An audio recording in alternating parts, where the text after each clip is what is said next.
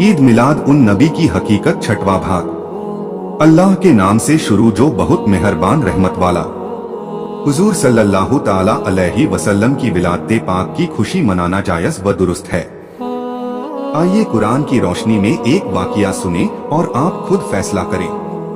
हजरत ईसा अलैहिस्सलाम के मानने वालों ने आपसे सवाल किया कि क्या आपका रब आसमानों से पका पकाया खानों से भरा हुआ दस्तरखान भेजने पर कादिर है।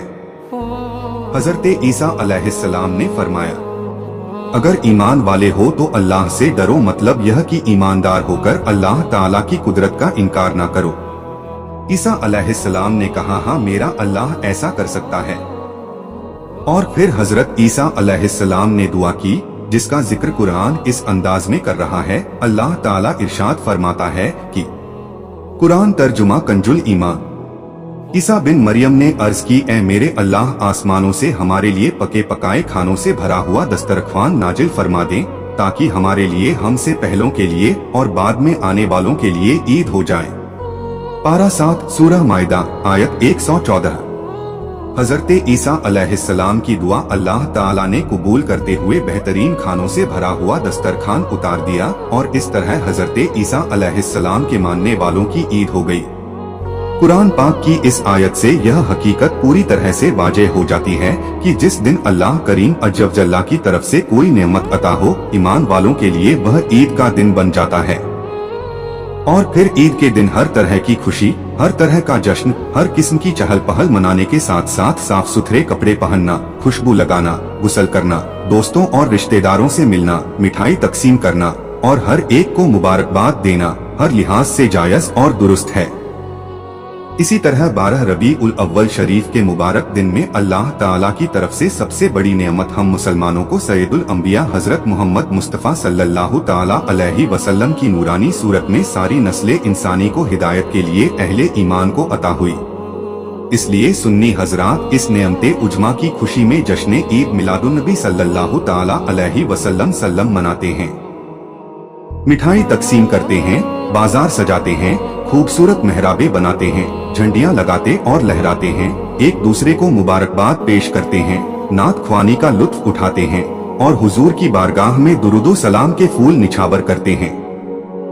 और फिर लुत्फ की बात तो यह कि हुजूर सल्लल्लाहु ताला अलैहि वसल्लम की विलादत पाक के वक्त यह सब कुछ हुआ। झंडे खुदा के हुक्म पर जिब्राइल ने लहराए, दुरूदो सलाम फरिश्तों ने पढ़ा, मुबारकबाद जानवरों ने दी, ऐलान नबियों ने किया, मुनादी जिब्रील ने सुनाई और गवाही शजरो हजर ने दी।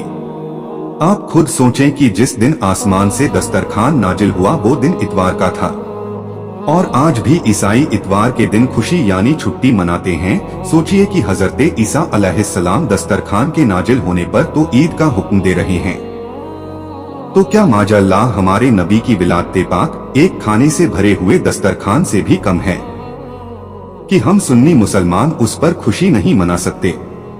बेशक हमारे और आप सबके नबी दुनिया की सारी नियमतों से बढ़कर हैं। यह मैं अपनी तरफ से नहीं बल्कि खुद अल्लाह ताला कुरान मजीद में इरशाद फरमा रहा है, सुनिए और फैसला कीजिए। कुरान तर्जुमा कंजुल ईमान। बेशक अल्लाह का बड़ा एहसान हुआ मुसलमानों पर कि उनमें उन्हीं में से एक रसूल भेजा जो उन पर उसकी आयतें पढ़ते हैं और उन्हें पाक करते हैं और उन्हें किताब और हिकमत सिखाते हैं। पारा 4 सूरह आले इमरान आयत 164। अल्लाह ताला ने हम इंसानों को कितनी बड़ी बड़ी नियमतें अता फरमाई। मसलन हमको औख दिया, कान, नाक, मुंह, ज़बान, दिल, जिगर, हाथ, पैर, फिर सांसें। कहते हैं कि किसी मेडिकल रिसर्चर का बयान है कि एक इंसान के जितने भी आज़ा अंग हैं वैसे तो उनकी कोई कीमत ही नहीं, सब अनमोल हैं, लेकिन फिर भी मेडिकल साइंस एक इंसान को तकरीबन 300 करोड़ रुपए की मिल्क समझती है। सुभान अल्लाह, हर इंसान 300 करोड़ रुपए का है।